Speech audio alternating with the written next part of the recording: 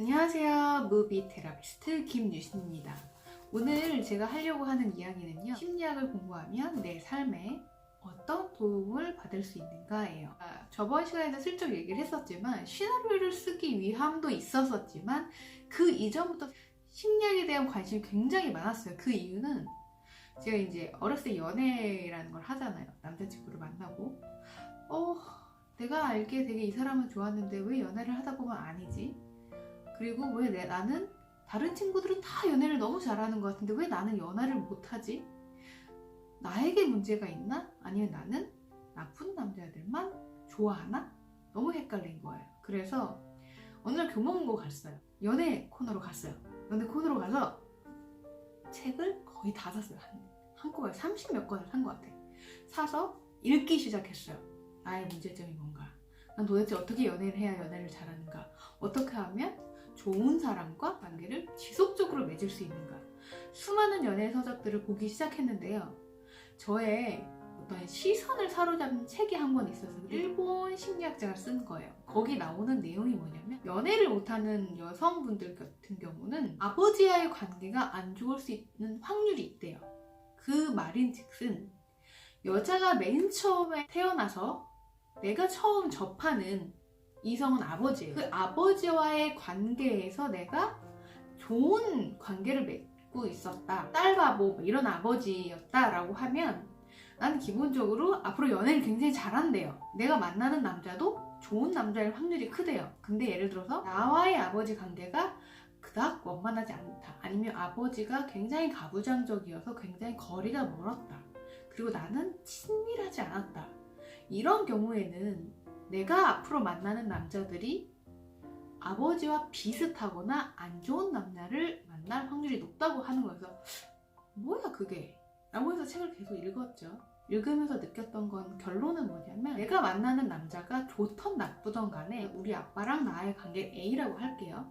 그럼 내가 앞으로 만나는 남자들은 A 다시 A 다시 다시 A 다시 다시 다시 뭔가 복사판을 만날 확률이 굉장히 높다고 해요. 왜냐하면 그 사례에서 뭐가 나왔었냐면 어떤 여자분이 나쁜 남자만 만나는 거예요.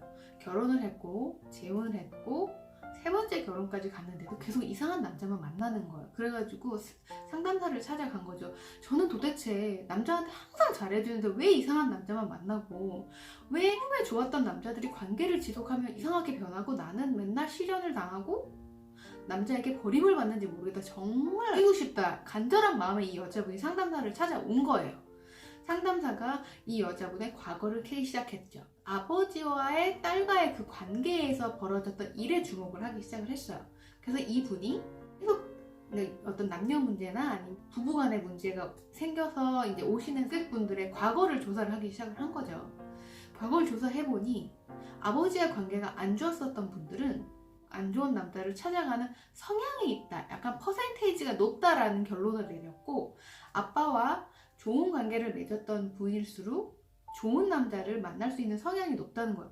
그러면 이럴 수 있죠. 나는 아빠 복도 없는데 남자 복도 없는 거야? 라고 얘기할 수 있거든요. 저도 그 당시에 너무 남자 관계가 어려운 거예요. 어떤 남자가 좋은지도 모르겠고 잠깐 만나보면 자꾸 변하고 도대체 뭐지? 이런 고민 굉장히 많이 했단 말이에요. 그래서 책을 읽으면서 내가 가지고 있는 남성성이 내 기준에서 어떤 하나의 체계를 가지고 있는 거예요. 우리가 입맛이 각자 다 다르죠. 근데 나의 간, 짠 수준? 이거는 엄마 음식에 굉장히 맞춰 있단 말이에요. 그래서 엄마 음식에 오래 익숙해져 있기 때문에 엄마 음식이 참 맛있어요. 그래서 음식점에 가도 누구는 이 음식이 짜다, 누구는 이 음식이 싱겁다라고 한 게 우리의 모든 사람의 기준은 엄마 음식에 맞춰져 있다라는 거예요.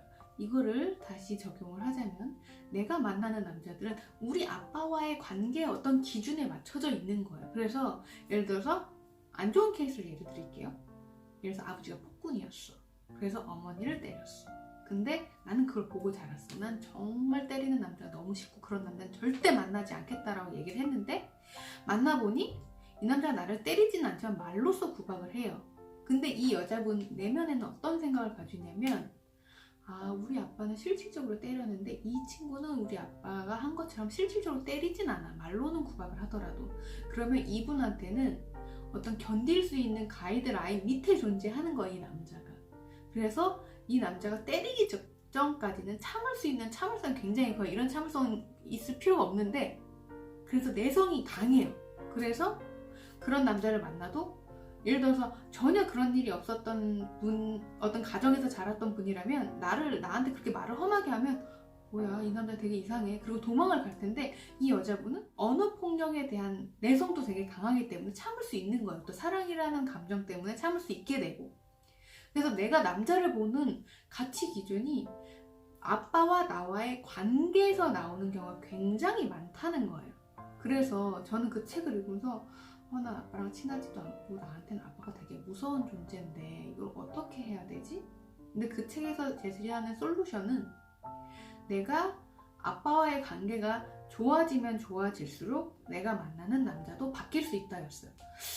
너무 추상적이었어요 그 당시에는. 그래서 그때부터 저는 심리학을 공부를 하기 시작을 했고 제가 어떤 마음의 안정을 찾고 어떤 관계에 대해서 공부를 많이 하면 할수록 제가 만나는 남자들이 되게 좋아진다는 걸 알게 됐어요. 어떤 남자의 상태가 좋아진다는 말도 웃기고 그레이드가 좋아진다는 말도 웃기지만 내가 적어도 이런 남자 싫어 이 남자를 피할 거야 라는 사람들은 절대 안 만나게 되더라고요.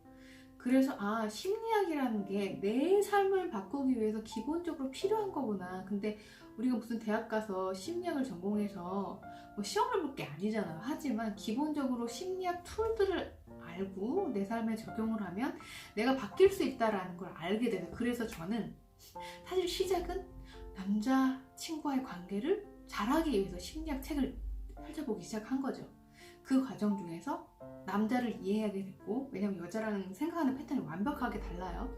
그래서 연애가 뭐지? 연애 공부를 하게 됐고 그래서 남녀 상담을 지금 하고 있는데 그리고 그걸 카운셀링 하시고 유튜브에 그런 컨텐츠로 얘기하시는 분들 되게 많아요.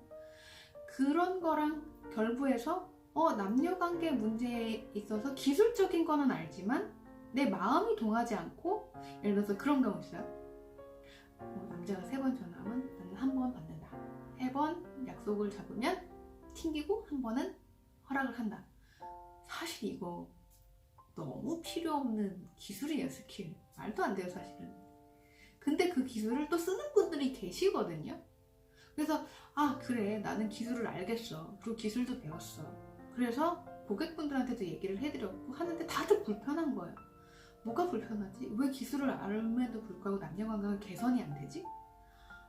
이거는 내 안에 문제가 있었기 때문이구나. 기술을 아는 거는 거의 프로페셔널한 기술인데 내가 아마추어면 사실은 쓸 수 없거든요.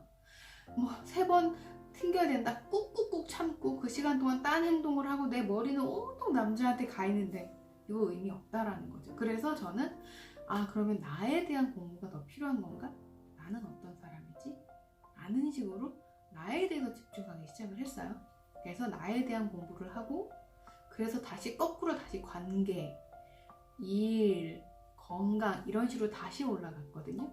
그래서 저는 제가 어떤 지금 심리학으로 어마어마한 것들을 사실 알려드린다? 이거는 사실은 어불성설이고 제가 공부했었던 것들 중에 원리들이 이러이러한 방식으로 사실은 활용이 되고 사실은 이러이러한 심리적인 기반 때문에 스토리들이 만들어진다. 그러면 그런 기반으로 된 만들어진 인생의 법칙들이 내 삶에도 적용시킬 수 있고 그 적용이 단순히 일에 대한 것뿐만이 아니라 어떤 연애 문제, 건강 문제, 인간관리 모든 것들을 다 통틀어서 적용해 볼 수 있다. 이제 왜냐하면 그 근본에 흐르는 기법들은 다 비슷하거든요. 그래서 심리학을 좀 가까이 하시면 어떨까라는 생각을 해요. 저도 심리학을 공부를 많이 했었고 그걸로 사실 혜택을 많이 받은 사람 중에 한 명이거든요. 심리학 너무 어려워. 갑자기 심리학 공부를 어떻게 해요? 라고 하는데 심리학 툴들이 있어요. 그래서 그걸 하나씩 알려드리려고 해요. 그래서 저는 일단 지금 이 시간에 얘기 드리고 싶었던 거는 심리학이 나를 바꿔줄 수 있는 좋은 학문이다라는 거, 이거를 일단은 인지를 하셨으면 좋겠고요. 저도 그 심리학을 통해서 저의 어떤 내적인 상처들이 치유가 굉장히 많이 됐어요. 그래서 저도 어떻게 보면 시작은 남녀관계를 위해서 시작을 한 거예요. 근데 그것들을 하다 보니 심리학이 필요하다고 느꼈고 심리학을 하나하나 공부하는 과정 중에서 나를 이해하고 남을 이해하고 이 관계성을 이해하면서 내 삶이 되게 풍요로워졌다는 거. 그래서 저랑 하나씩 공부하시면서 나를 자기 개발하고 성장하고 돈도 벌고 건강도 좋고 나의 인간관계도 다 개선하는 방향으로 한번 해보기로 해요.